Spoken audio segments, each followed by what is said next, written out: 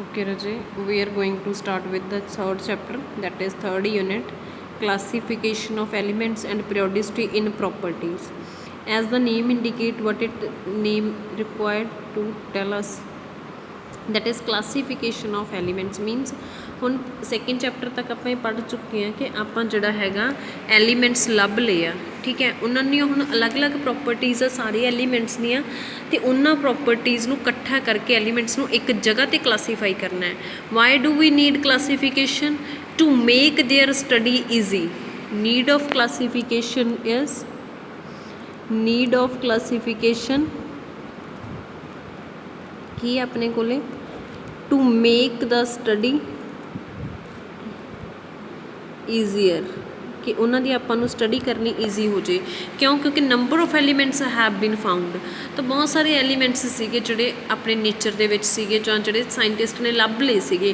ਹੁਣ ਉਹਨਾਂ ਦੀ ਪ੍ਰੋਪਰਟੀਜ਼ ਹਰੇਕ ਦੀਆਂ ਅਲੱਗ-ਅਲੱਗ ਸੀਗੀਆਂ, ਤਾਂ ਉਹਨਾਂ ਪ੍ਰੋਪਰਟੀਜ਼ ਨੂੰ ਯਾਦ ਕਰਨਾ ਡਿਫੀਕਲਟ ਸੀ। ਇਸ ਲਈ ਉਹਨਾਂ ਨੇ ਕੀ ਡਿਸਾਈਡ ਕੀਤਾ ਕਿ ਆਪਾਂ ਉਹਨਾਂ ਨੂੰ ਕਲਾਸੀਫਾਈ ਕਰ ਦਿੰਦੇ ਹਾਂ। ਕਲਾਸੀਫਾਈ ਦੇ ਨਾਲ ਸਟੱਡੀਜ਼ ਕੀ ਹੋ ਜਾਂਦੀਆਂ ਨੇ? ਈਜ਼ੀ ਹੋ ਜਾਂਦੀਆਂ ਨੇ, ਠੀਕ ਹੈ। ਜਦੋਂ ਉਹਦੇ ਨਾਲ ਸਟੱਡੀ ਈਜ਼ੀ ਹੋ ਜਾਏਗੀ ਤੁਹਾਡੀ, ਠੀਕ ਹੈ, ਤਾਂ ਫਿਰ ਤੁਸੀਂ ਕੀ ਆ ਉਹਨੂੰ ਤੁਹਾਨੂੰ ਇਹ ਜ਼ਰੂਰਤ ਨਹੀਂ ਪਊਗੀ ਕਿ ਤੁਸੀਂ ਇੱਕ ਐਲੀਮੈਂਟ ਦੀ ਪ੍ਰੋਪਰਟੀ ਹੈ ਜਿਹੜੀ ਉਹ ਯਾਦ ਰੱਖੋ। ਫੋਰ ਐਗਜ਼ਾਮਪਲ ਕਿ ਤੁਸੀਂ ਆਪਣਾ ਕੱਪ ਬੋਰਡ ਸੈੱਟ ਕਰ ਰਹੇ ਹੋ, ਤੁਸੀਂ ਇੱਕ ਸਾਈਡ 'ਤੇ ਆਪਦੇ ਟੀ ਸ਼ਰਟਸ ਰੱਖਤੇ, ਇੱਕ ਸਾਈਡ 'ਤੇ ਆਪਦੇ ਜੀਨਸ ਰੱਖਤੇ, ਇੱਕ ਸਾਈਡ 'ਤੇ ਜੇ ਗਰਲਸ ਨੇ ਤਾਂ ਆਪਦੇ ਟੌਪ ਰੱਖਤੇ, ਹੈ ਨਾ। ਮੀਨਸ ਉਹਨਾਂ ਨੂੰ ਕਲਾਸੀਫਾਈ ਕਰਤਾ ਤੁਸੀਂ, ਤਾਂ ਤੁਹਾਨੂੰ ਇਹ ਚੀਜ਼ ਯਾਦ ਰੱਖਣ ਦੀ ਜ਼ਰੂਰਤ ਨਹੀਂ ਪਊਗੀ ਵੀ ਮੇਰੀ ਫਲਾਨੀ ਟੀ ਸ਼ਰਟ ਕਿੱਥੇ ਪਈ ਹੈ। ਤੁਸੀਂ ਆਪਣਾ ਕੱਪਬੋਰਡ ਦੇਖੋਗੇ ਵੀ ਇਸ ਸੈਗਮੈਂਟ ਦੇ ਵਿੱਚ ਮੈਂ ਆਪਦੀ ਟੀ ਸ਼ਰਟ ਰੱਖੀ ਸੀ, ਇਹਦੇ ਵਿੱਚ ਆਪਦੇ ਜੀਨਸ ਰੱਖੇ ਸੀ, ਇਹਦੇ ਵਿੱਚ ਆਪਣੀ ਸ਼ਰਟ ਰੱਖੀ ਸੀ, ਠੀਕ ਹੈ। ਤਾਂ ਕਲਾਸੀਫਿਕੇਸ਼ਨ ਕੀ ਕਰਦੀ ਹੈ? ਚੀਜ਼ਾਂ ਨੂੰ ਈਜ਼ੀ ਕਰ ਦਿੰਦੀ ਹੈ ਆਪਣੇ ਲਈ।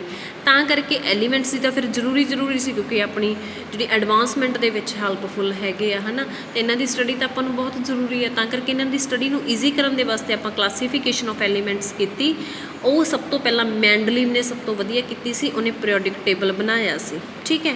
ਉਹਦਾ ਕੰਟਰੀਬਿਊਸ਼ਨ ਦੇ ਵਿੱਚ ਵੀ ਕੁਛ ਨਾ ਕੁਛ ਉਹਦੇ ਪੀਰੀਓਡਿਕ ਟੇਬਲ 'ਚ ਵੀ ਡਿਫੈਕਟ ਰਹਿ ਗਏ ਸੀ ਜਿਨ੍ਹਾਂ ਨੂੰ ਸਹੀ ਕਰਨਾ ਸੀ, ਅਤੇ ਉਹਨਾਂ ਨੂੰ ਸਹੀ ਕਰਨ ਲਈ ਹੁਣ ਆਪਣੇ ਕੋਲ ਮਾਡਰਨ ਪੀਰੀਓਡਿਕ ਟੇਬਲ ਹੈ, ਠੀਕ ਹੈ। ਸਹੀ ਆਪਾਂ ਕਿਹੜੇ ਟੇਬਲ 'ਚ ਕੀਤਾ? ਜਿਹੜਾ ਅੱਜ ਕੱਲ੍ਹ ਚੱਲ ਰਿਹਾ that is modern periodic table. ਅਤੇ ਮਾਡਰਨ ਪੀਰੀਓਡਿਕ ਟੇਬਲ ਕਿਵੇਂ ਬਣਿਆ ਉਹਦਾ ਥੋੜ੍ਹਾ ਜਿਹਾ ਬਰੀਫ ਡਿਸਕਸ਼ਨ ਆਪਾਂ ਲੈ ਲੈਂਦੇ ਹਾਂ। ਮੌਜ਼ਲੇ ਸਾਇੰਟਿਸਟ ਸੀਗਾ, ਠੀਕ ਹੈ, ਸਾਇੰਟਿਸਟ ਸੀਗਾ ਮੌਜ਼ਲੇ। ਤਾਂ ਉਹਨੇ ਸਟੱਡੀ ਕੀਤਾ ਐਲੀਮੈਂਟਸ ਨੂੰ, ਉਹਨੇ ਐਲੀਮੈਂਟਸ ਲਏ ਡਿਫਰੈਂਟ ਐਲੀਮੈਂਟਸ ਲਏ ਉਹਨੇ। ਹੀ ਟੁੱਕ ਡਿਫਰੈਂਟ ਐਲੀਮੈਂਟਸ, ਠੀਕ ਹੈ, ਡਿਫਰੈਂਟ ਐਲੀਮੈਂਟਸ ਲਏ ਉਹਨੇ। ਉਹਨਾਂ ਐਲੀਮੈਂਟਸ ਉਹਨੇ ਕੀ ਪ੍ਰੋਡਿਊਸ ਕੀਤੀਆਂ? ਐਕਸ-ਰੇਜ਼। ਹਰੇਕ ਐਲੀਮੈਂਟ, ਸੋਡੀਅਮ ਆ ਤਾਂ ਉਹਦੀਆਂ ਐਕਸ-ਰੇਜ਼ ਅਲੱਗ ਫ੍ਰੀਕੁਐਂਸੀ ਦੀਆਂ, ਪੋਟਾਸ਼ੀਅਮ ਤਾਂ ਅਲੱਗ ਫ੍ਰੀਕੁਐਂਸੀ ਦੀਆਂ ਨੇ। ਮੀਨਸ ਉਹਨਾਂ ਐਕਸ-ਰੇਜ਼ ਦੀ ਜਿਹੜੀ ਫ੍ਰੀਕੁਐਂਸੀ ਸੀਗੀਆਂ ਉਹ ਅਲੱਗ-ਅਲੱਗ ਸੀਗੀਆਂ।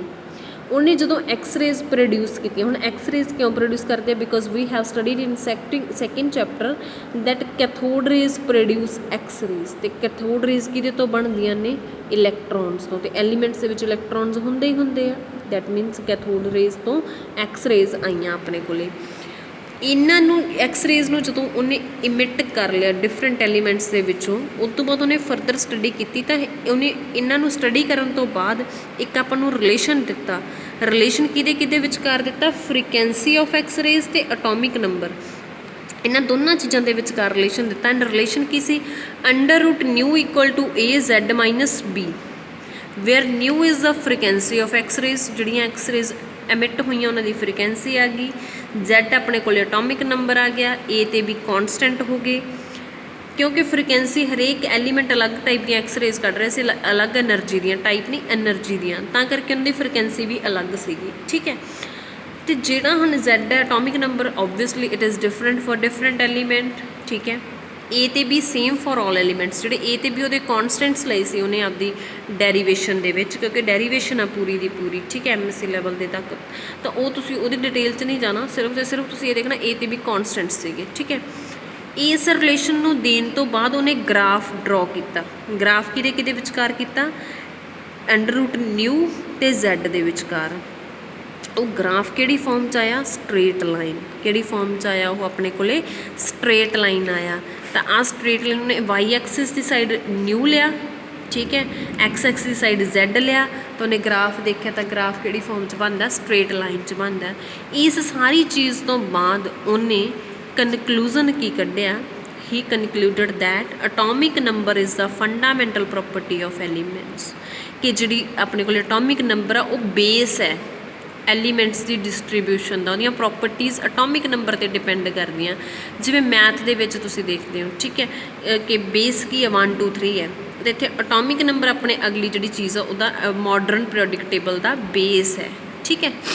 ਅਤੇ ਹੁਣ ਇਹਦੇ ਤੋਂ ਬਾਅਦ ਫਿਰ ਆਪਣੇ ਕੋਲ ਆਇਆ ਮੋਡਰਨ ਪੀਰੀਓਡਿਕ ਲਾਅ, ਜਿਹੜਾ ਇੰਪੋਰਟੈਂਟ ਹੈ, ਤੁਸੀਂ ਕਰਨਾ ਹੈ, ਠੀਕ ਹੈ। ਇਹਦੀ ਸਟੇਟਮੈਂਟ ਕਈ ਵਾਰੀ ਪੁੱਛ ਲੈਂਦੇ ਆ। ਅਤੇ ਇਹਦੀ ਸਟੇਟਮੈਂਟ ਕੀ ਹੈ? The chemical and physical properties of elements are periodic functions of their atomic number. ਕਿ ਕੈਮੀਕਲ ਅਤੇ ਫਿਜ਼ੀਕਲ ਪ੍ਰੋਪਰਟੀਜ਼ ਹੈਗੀਆਂ ਜਿਹੜੀਆਂ ਉਹ ਪੀਰੀਓਡਿਕ ਫੰਕਸ਼ਨਸ ਨੇ। ਫੰਕਸ਼ਨ ਕੀ ਹੁੰਦਾ? ਜਿਵੇਂ ਮੈਥ ਦੇ ਵਿੱਚ ਵੇਖਦੇ ਹੋ ਤੁਸੀਂ, ਕੋਈ ਵੀ ਫੰਕਸ਼ਨ ਹੈ f(x) ਹੈ, ਅਤੇ ਉਹ x y ਦੇ ਵਿੱਚ ਉਹਦੇ ਹੁੰਦੇ ਆ ਵੇਰੀਏਬਲਸ। ਮੀਨਸ ਫੰਕਸ਼ਨ ਦੀ ਵੈਲਿਊ ਕਿਹਦੇ 'ਤੇ ਡਿਪੈਂਡ ਕਰਦੀ ਹੈ? x ਅਤੇ y 'ਤੇ, ਠੀਕ ਹੈ, ਜਾਂ x 'ਤੇ ਡਿਪੈਂਡ ਕਰਦੀ, ਜਾਂ y 'ਤੇ, ਜਿਹਦੇ 'ਤੇ ਵੀ ਡਿਪੈਂਡ ਕਰਦੀ ਹੈ। ਤਾਂ ਕੈਮੀਕਲ ਪ੍ਰੋਪਰਟੀਜ਼ ਅਗਰ ਪੀਰੀਓਡਿਕ ਟੇਬਲ ਇਹਦੀਆਂ ਫੰਕਸ਼ਨਸ ਨੇ, ਇਹਦੇ ਅਗਰ ਉਹ ਅਟੋਮਿਕ ਨੰਬਰ ਦੇ ਫੰਕਸ਼ਨਸ ਨੇ, ਮੀਨਸ ਉਹਨਾਂ ਦੀਆਂ ਪ੍ਰੋਪਰਟੀਜ਼ ਕਿਤੇ ਡਿਪੈਂਡ ਕਰਨਗੀਆਂ? ਅਟੋਮਿਕ ਨੰਬਰ 'ਤੇ ਡਿਪੈਂਡ ਕਰਨਗੀਆਂ, ਠੀਕ ਹੈ। ਤਾਂ ਉਹਨੇ ਕੀ ਕਿ ਇਹ ਮੋਡਰਨ ਪੀਰੀਓਡਿਕ ਲਾਅ ਹੈ। ਹੁਣ ਅੱਗੇ ਆ ਗਿਆ ਮੋਡਰਨ ਪੀਰੀਓਡਿਕ ਲਾਅ ਤੋਂ ਬਾਅਦ ਆਪਣੇ ਕੋਲ ਮੋਡਰਨ ਪੀਰੀਓਡਿਕ ਟੇਬਲ ਬਣਿਆ, ਜਾਂ ਲੌਂਗ ਫਾਰਮ ਪੀਰੀਓਡਿਕ ਟੇਬਲ ਬਣਿਆ, ਜਿਹਦੇ ਵਿੱਚ ਐਲੀਮੈਂਟਸ ਅਰੇਂਜ ਹੈਗੇ ਆ increasing order of atomic number, ਠੀਕ ਹੈ। ਅਟੋਮਿਕ ਨੰਬਰ ਦੇ ਜਿਵੇਂ ਜਿਵੇਂ ਇਨਕਰੀਜ਼ ਕਰਦਾ ਉਵੇਂ ਉਵੇਂ ਆਪਾਂ ਐਲੀਮੈਂਟਸ ਨੂੰ ਅਰੇਂਜ ਕੀਤਾ ਹੋਇਆ। 4 ਬਲੋਕ ਨੇ ਇਹਦੇ ਵਿੱਚ, S P D ਅਤੇ F। ਐਲੀਮੈਂਟਸ ਗਰੁੱਪ ਦੇ ਵਿੱਚ ਇਲੈਕਟ੍ਰੋਨਿਕ ਕੌਨਫੀਗਰੇਸ਼ਨ ਦੇ ਬੇਸ 'ਤੇ ਕੀਤੇ ਹੋਏ ਨੇ, ਇਹ ਅੱਗੇ ਡਿਸਕਸ ਕਰਾਂਗੇ ਆਪਾਂ। ਇਹਦੇ ਵਿੱਚ 7 ਪੀਰੀਅਡ ਨੇ ਅਤੇ 18 ਗਰੁੱਪ ਨੇ। ਪੀਰੀਅਡ ਲੈਫਟ ਟੂ ਰਾਈਟ ਹੋਊਗਾ ਅਤੇ ਗਰੁੱਪ ਟੋਪ ਟੂ ਬੋਟਮ ਹੋਣਗੇ। ਜਿਵੇਂ ਹੁਣ 1 2 3 4 5 6 ਅਪ ਟੂ 18 ਇਹ ਗਰੁੱਪ ਨੇ। ਆਹ ਪਹਿਲਾ ਗਰੁੱਪ ਹੈ, ਪਹਿਲੀ ਲਾਈਨ ਹੈ। ਆਹ ਦੂਸਰਾ ਗਰੁੱਪ ਹੈ, ਤੀਸਰਾ, ਚੌਥਾ, ਪੰਜਵਾਂ, ਛੇਵਾਂ। ਮੀਨਸ ਜੇ ਟੋਪ ਟੂ ਬੋਟਮ ਆਪਾਂ ਗੱਲ ਕਰਦੇ ਹਾਂ ਤਾਂ ਇੱਕ ਗਰੁੱਪ ਦੀ ਗੱਲ ਕਰਦੇ ਹਾਂ। ਕਾਲਮ ਆ ਜਿਹੜੇ ਉਹ ਗਰੁੱਪ ਹੈ, ਜਿਹੜੀਆਂ ਰੋਜ਼ ਨੇ, ਠੀਕ ਹੈ। ਆਹ ਪਹਿਲੀ ਰੋ ਹੋ ਗਈ, ਦੂਸਰੀ ਹੋ ਗਈ, ਤੀਸਰੀ ਹੋ ਗਈ, ਚੌਥੀ ਹੋ ਗਈ, ਪੰਜਵੀਂ, ਛੇਵੀਂ, ਇਹ ਸਾਰੀਆਂ ਰੋਜ਼ ਆ ਜਿਹੜੀਆਂ, ਇਹ ਕੀ ਨੇ ਆਪਣੇ ਕੋਲੇ? ਪੀਰੀਅਡਸ ਨੇ, ਠੀਕ ਹੈ। ਜੇ ਇਸ ਜਿਹੜੀ ਰੋ 'ਚ ਐਲੀਮੈਂਟ ਪੈ ਰਿਹਾ ਉਹਨਾਂ ਦਾ ਪੀਰੀਅਡ ਸੇਮ ਹੋਊਗਾ, ਸੈਕਿੰਡ ਰੋ 'ਚ ਪੈ ਰਿਹਾ ਉਹਨਾਂ ਦਾ ਪੀਰੀਅਡ ਸੇਮ ਹੋਊਗਾ, ਪਹਿਲੇ ਕਾਲਮ ਵਾਲੇ ਐਲੀਮੈਂਟ ਉਹਨਾਂ ਦਾ ਗਰੁੱਪ ਸੇਮ ਹੋਊਗਾ ਪਰ ਪੀਰੀਅਡ ਅਲੱਗ-ਅਲੱਗ ਹੋਊਗਾ, ਠੀਕ ਹੈ। ਉਸ ਤੋਂ ਬਾਅਦ ਆ ਹੁਣ ਜਿਹੜੇ 2 ਟੌਪਿਕ ਹੈ ਜਿਹੜੇ ਤੁਸੀਂ ਖੁਦ ਪੜ੍ਹਨੇ ਹੋਣਗੇ, ਠੀਕ ਹੈ। ਅਤੇ ਡਿਸਟਰੀਬਿਊਸ਼ਨ ਆਫ ਬਲੋਕਸ। ਹੁਣ ਬਲੋਕ ਦੇ ਵਿੱਚ ਡਿਸਟਰੀਬਿਊਸ਼ਨ ਕਿਹੜੇ ਹਿਸਾਬ ਨਾਲ ਕਰਦੇ ਆਪਾਂ ਐਲੀਮੈਂਟਸ ਦੀ? S block element. S block element ਕਿਹੜੇ ਹੋਣਗੇ? The elements whose last electron enters into S orbital. ਜਿਨ੍ਹਾਂ ਦਾ ਲਾਸਟ ਇਲੈਕਟ੍ਰੋਨ, ਜਦੋਂ ਇਲੈਕਟ੍ਰੋਨਿਕ ਕੌਨਫੀਗਰੇਸ਼ਨ ਲਿਖਦੇ ਹਾਂ ਆਪਾਂ ਤਾਂ ਲਾਸਟ ਇਲੈਕਟ੍ਰੋਨ ਐਂਟਰ ਕਰਦਾ S ਆਰਬਿਟਲ 'ਚ, ਤਾਂ ਉਹ S ਬਲੋਕ ਐਲੀਮੈਂਟ ਹੁੰਦੇ ਆ। ਫੋਰ ਐਗਜ਼ਾਮਪਲ ਲੀਥੀਅਮ ਹੈ 1s2 2s1, ਇਹਦਾ ਲਾਸਟ ਇਲੈਕਟ੍ਰੋਨ ਤੀਜੇ 'ਚ ਗਿਆ, S 'ਚ ਗਿਆ, ਤਾਂ ਇਹ ਕਿਹਨੂੰ ਬਿਲੋਂਗ ਕਰਦਾ? S ਆਰਬਿਟਲ ਨੂੰ। ਸੋਡੀਅਮ ਹੈ, ਸੋਡੀਅਮ ਦਾ ਲਾਸਟ ਇਲੈਕਟ੍ਰੋਨ S 'ਚ ਹੈ, ਦੈਟ ਮੀਨਸ ਇਹ ਵੀ ਕਿਹਨੂੰ ਬਿਲੋਂਗ ਕਰਦਾ? S ਬਲੋਕ ਨੂੰ। ਅਤੇ ਇਹਦੀ ਆਪਣੇ ਕੋਲ ਜਨਰਲ ਇਲੈਕਟ੍ਰੋਨਿਕ ਕੌਨਫੀਗਰੇਸ਼ਨ ਕੀ ਹੈ?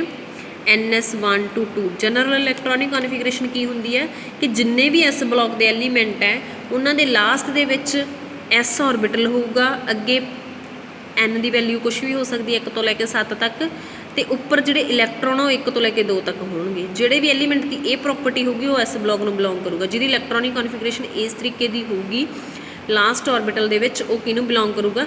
S ਬਲੋਕ ਨੂੰ ਬਿਲੋਂਗ ਕਰੂਗਾ, ਠੀਕ ਹੈ। And the very similar way P block ਆ ਗਿਆ। ਜਿਹੜੇ ਐਲੀਮੈਂਟ ਜਿਨ੍ਹਾਂ ਦਾ ਲਾਸਟ ਇਲੈਕਟ੍ਰੋਨ ਆਪਣੇ ਕੋਲ P ਆਰਬਿਟਲ 'ਚ ਹੁੰਦਾ ਉਹਨੂੰ ਆਪਾਂ ਕੀ ਕਹਿੰਦੇ ਹਾਂ? P block.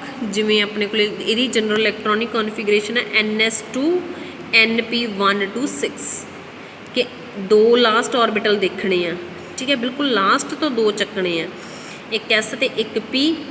ਅਤੇ S ਦੇ ਵਿੱਚ 2 ਇਲੈਕਟ੍ਰੋਨ ਹੋਣਗੇ, 1 ਤੋਂ ਲੈ ਕੇ 6 ਤੱਕ ਹੋਣਗੇ P ਦੇ ਵਿੱਚ, ਤਾਂ ਉਹ ਆਪਣੇ ਕੋਲ P ਬਲੋਕ ਨੂੰ P ਬਲੋਕ 'ਚ ਬਿਲੋਂਗ ਕਰੂਗਾ, ਠੀਕ ਹੈ।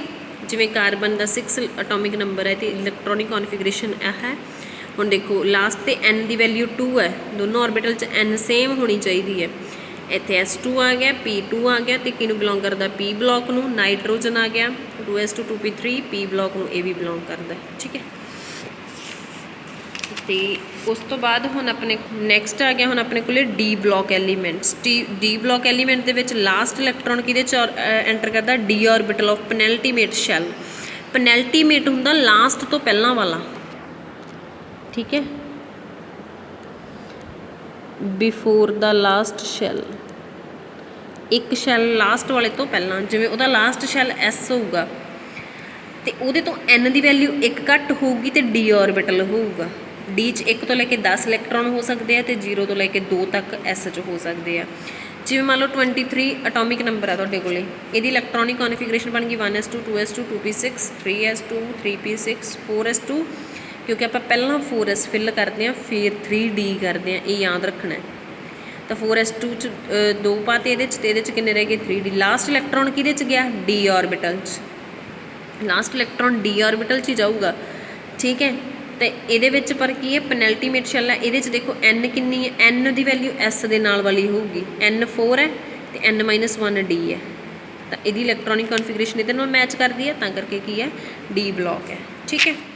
ਐਫ ਬਲੋਕ ਐਲੀਮੈਂਟਸ ਦੀ ਡੈਫੀਨੇਸ਼ਨ ਵੀ ਸੇਮ ਹੋਊਗੀ, the elements whose last electron added to f orbital, ठीक है। रिपीट करके सुन लियो इनू।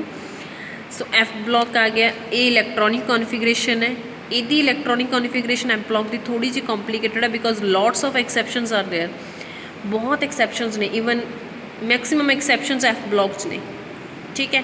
ਤਾਂ ਕਰਕੇ ਇਹਨੂੰ ਆਪਾਂ एफ ब्लॉक +2 'ਚ ਹੈਗਾ ਤੁਹਾਡਾ, ਉੱਥੇ ਡਿਟੇਲਡ ਸਟੱਡੀ ਕਰਾਂਗੇ, ਠੀਕ ਹੈ। ਤਾਂ ਇਹ ਸੀਗੇ ਐਫ ਬਲੋਕ ਹੋ ਜਾਣਗੇ। ਹੁਣ ਜਿਹੜੇ ਟੌਪਿਕ ਤੁਸੀਂ ਪੜ੍ਹਨੇ ਹੈਗੇ ਆ ਉਹਨਾਂ ਦੀ ਮੈਂ ਤੁਹਾਨੂੰ ਗਰੁੱਪ 'ਚ ਫੋਟੋ ਪਾ ਦੂੰਗੀ, ਠੀਕ ਹੈ ਰਾਜੇ, ਤਾਂ ਉੱਥੋਂ ਤੁਸੀਂ ਪੜ੍ਹ ਲਿਓ। ਤਾਂ this is all about today's class.